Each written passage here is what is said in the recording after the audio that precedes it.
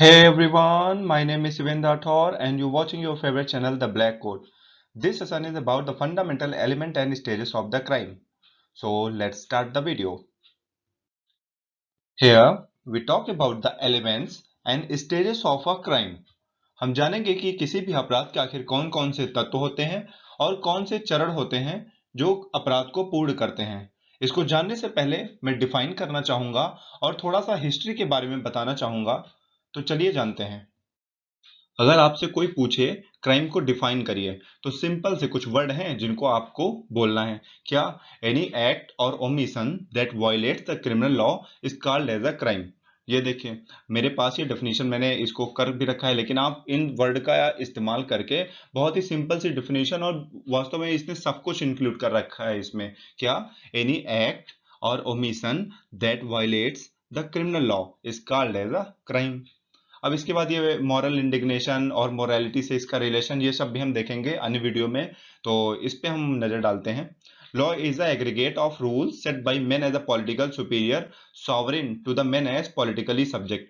जो भी कोई लॉ होता है वो डिपेंड करता है कि वो बनाया गया हो पॉलिटिकली सुपीरियर। जैसे अपने यहाँ पार्लियामेंट होगी, वो उसके द्वारा जो भी लॉ बनाए जाते हैं जिसको हम सॉवरेन कहते हैं, to men as a politically subject. जो पॉलिटिकली सब्जेक्ट के जो भी मेन है, जो भी वहाँ की पब्लिक है, उनके लिए जितने भी रूल्स एंड रेगुलेशन बनाए जाते हैं वो सब कहे जाते हैं लॉ।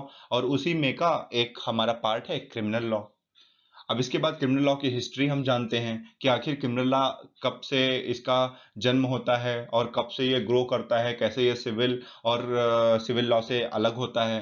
तो सबसे पहले हम देखते हैं हिस्ट्री में इसकी। The civilization generally did not distinguish between civil law and criminal law. जो हमारी ओल्ड जनरेशन थी, जो हमारे कह सकते हैं कि सिविलाइजेशन थी पुरानी, उन्होंने सिविल लॉ क्रिमिनल लॉ में कोई डिस्टिंग्विश नहीं किया था कि ये अलग है और क्रिमिनल लॉ अलग है। उनके लिए एक जैसी हम कह सकते हैं सजाएं थी और उनका प्रोसीजर एक जैसा था। बट जो उसके बाद हमारे ये आए रोमन क्लासिफिकेशन, इसमें इन्होंने अलग किया। उसके पहले देखते हैं सबसे पहला कोड अच्छा कब बना। The first written code of law were designed by the Sumerian. सबसे पहले सुमेरियंस के द्वारा 2100 बीसी में। 2100 मतलब हम जा रहे हैं क्राइस्ट के जन्म से लगभग 2000 साल पहले, आज के टाइम से लगभग 4000 साल पहले हमारा पहला क्रिमिनल कोड फॉर्म हुआ था। जो किसके द्वारा हुआ था? सुमेरियंस के द्वारा।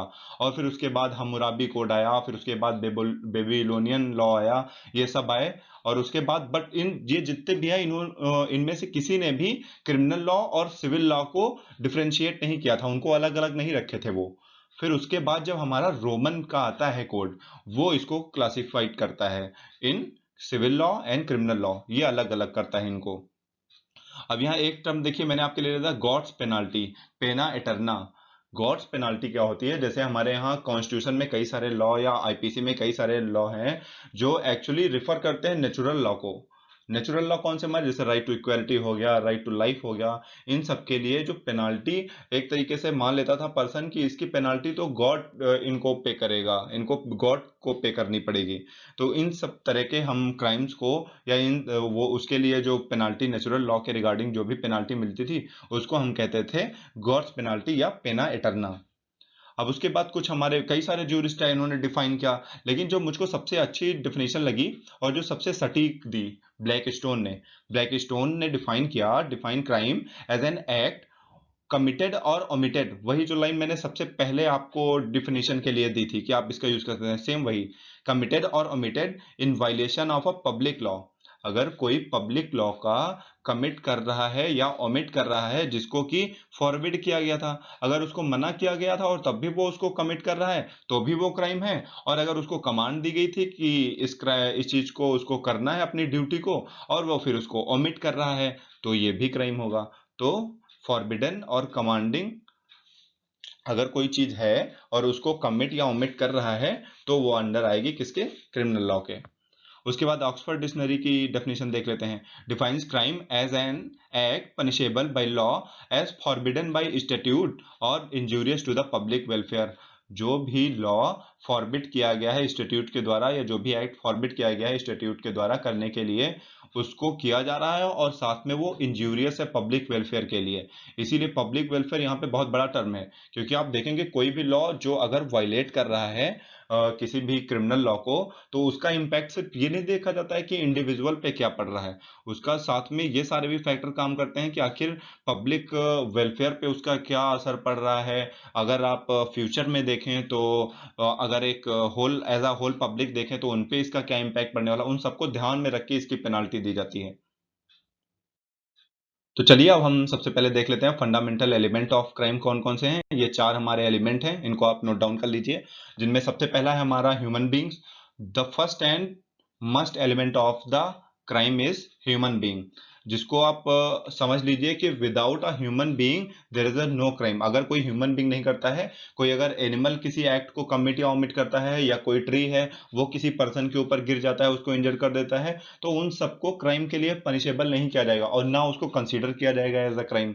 यहाँ पे हमारे पास, हाँ पहले के टाइम पे होता था, पहले के टाइम के लिए हमारे पास देखिए एग्जांपल भी मैंने यहाँ पे कुछ मेंशन कर रखे हैं, जिसमें एक पिग को जला दिया जाता है एक चाइल्ड को डिवोर करने के लिए, और वहीं पे एक घोड़े को डेथ पनिशमेंट दे दी जाती है, वो एक व्यक्ति को किक करता है।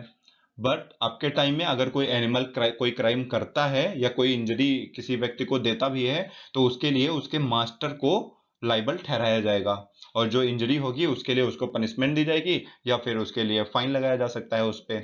और जो हमारा आईपीसी का सेक्शन 11 है, ये डिफाइन करता है पर्सन को कि आखिर पर्सन होता क्या है। तो इसको देख लेते हैं आखिर क्या डिफाइन किया गया इसमें। पर्सन इंक्लूड्स अ कंपनी और एसोसिएशन। जो पर्सन होता है उसके अंडर में किसी कंपनी या एसोसिएशन को भी इंक्लूड किया गया है।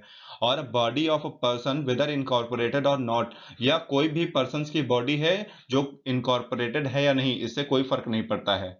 And the word person includes artificial और जुडिशियल पर्सन, और आर्टिफिशियल और जुडिशियल ये दोनों तरीके के पर्सन भी इसमें इंक्लूड किए गए हैं। ये जितनी चीजें यहाँ पे कंपनी, एसोसिएशन, इनकॉर्पोरेशन, या आप यहाँ पे ले लीजिए जुडिशियल पर्सन या आर्टिफिशियल पर्सन, ये सब इंक्लूड होते हैं under section 11 of the IPC.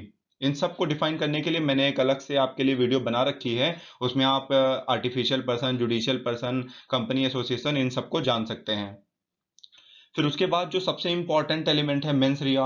Without mens rea there is a no crime. Injury हुई हो, ह्यूमन बीइंग हो, और उसके लिए आपको लगता भी हो कि हाँ पनिशमेंट दी जानी चाहिए, बट अगर मेंस रिया नहीं है तो वहां पे कोई भी क्राइम नहीं माना जाएगा। जो हमारा जनरल एक्सेप्शंस का चैप्टर है, आप सोचिए सारा ये मेंस रिया पे ही डिपेंड है। इसी के आधार पे जो जनरल एक्सेप्शंस हैं उसमें किसी व्यक्ति को बरी किया जाता है। तो चलिए जानते हैं मेंस रिया के बारे में हम अच्छे से। इसके लिए हमारे पास दो मैगजीम्स हैं, जिनमें पहली है actus non facit reum nisi mens sit rea. क्या कहती है ये maxim? The act itself does not make a man guilty unless his intentions were so. कोई भी एक्ट जो मैंने रॉन्ग एक्ट किया है, अगर मेरा इंटेंशन वो एक्ट करने के लिए नहीं था, तो मैं उसके लिए गिल्टी नहीं ठहराया जा सकता हूं। और वहीं दूसरी मैगजीम क्या कहती है? एक्टस मी इनविटो फैक्टस नॉन एस्ट मेंस एक्टस। अगर कोई एक्ट मेरी विल के अगेंस्ट किया जाता है, भले ही वो मेरे द्वारा किया जाए, तो मैं उस एक्ट के लिए गिल्टी नहीं होऊंगा, या वो एक्ट मेरा कंसीडर ही नहीं किया जाएगा। कैसे? मैं इसका आपको सामने एक दो इलस्ट्रेशन देना चाहूंगा। जैसे आप सोचिए, मैं कहीं पे खड़ा हूं और मेरे सामने मेरा कोई मित्र है, मैं उसको चाहता नहीं हूं इंजर्ड करना, लेकिन मेरे पीछे किसी ने गन लगा रखी है और मुझसे बोलता है कि तुम इसको स्ट्रोक करो किसी स्टिक से या किसी डंडे से, तो मैं उसको इंजर्ड करता हूं। तो ये एक्ट तो भले ही मैंने किया, इंजर्ड मैंने ही किया, बट मेरा इंटेंशन वो करने का बिल्कुल ही नहीं था। तो इस तरीके के एक्ट मेरे कंसीडर नहीं किए जाएंगे। उसके बाद जो अदर इंपॉर्टेंट एलिमेंट है वो है एक्टस रियस। एक्टस रियस को पढ़ने पे मैंने देखा कई बार स्कूल में, कोचिंग्स में बच्चे कई सारी गलतियां करते हैं, जिनमें पहली है कि इसको एक्टस रियस को हम लिख देते हैं actus reus means any act. Actually वो एनी एक्ट नहीं है, सिर्फ एक्ट कंसीडर नहीं है। पहली बात तो वो है, साथ में गिल्टी एक्ट, मतलब जो एक्ट हो, कोई रॉन्ग एक्ट हो या फिर ओमिशन हो, और वो कैसा हो एक्ट। यहाँ पे देखिए मैंने आपके लिए हाईलाइट रखा है, such result of human conduct as the law seek to prevent. ऐसा एक्ट या ओमिशन हो जिसको लॉ के द्वारा प्रिवेंट किया गया हो, तभी वो हमारा कहलाएगा एक्टस रियस। ठीक है। और इसको डिफाइन किसने किया था? सर प्रोफेसर केनी ने। इन्होंने इसको डिफाइन किया था। और जो वास्तव में एक्टस रियस होता है, यही जो हमारा मैनिफेस्टेशन होता है एक्सटर्नल वर्ल्ड को, ये दिखाता है कि बाहरी जो हमारे पब्लिक है और जो जो भी मतलब पता करने चाहते हैं कि आखिर वो किसके द्वारा एक्ट किया गया था, तो उसका, क्योंकि इंटेंशन तो कोई देख नहीं सकता है, मेरे माइंड में क्या चल रहा है इसको तो कोई देख नहीं सकता है, बट जो मेरा एक्ट होता है ये एक्सटर्नल वर्ल्ड को रिवील करता है कि आखिर ये एक्ट किसने किया है। फिर उसके बाद लास्ट वन है इंजरी। इंजरी देखिए, इंजरी जो है हमारा सेक्शन 44 ऑफ द आईपीसी में डिफाइन किया गया है, जिसमें बोला गया है illegally cause to any person, किसी पर्सन की बॉडी को, माइंड को, रेपुटेशन को या उसकी प्रॉपर्टी को इंजर्ड करने को हम कंसीडर करते हैं injury under the section 44 of the IPC. आपको अगर इन सब टर्म्स को समझने में थोड़ी प्रॉब्लम हो रही है तो मैं इसके लिए आप एक्सप्लेनेशन का एक अलग से आप वीडियो बनाने वाला हूं, जिसमें मैं इन सबको डिफाइन करने वाला हूं, तो इसके लिए आप बिल्कुल भी वरी मत होइए। और वीडियो मेरा ये बहुत ज़्यादा खिंचता चला जा रहा है, इसके लिए मैं जो स्टेजेस कवर करने वाला हूँ वो मैं सोच रहा हूँ अलग पार्ट में आपके लिए कवर कर दूँ।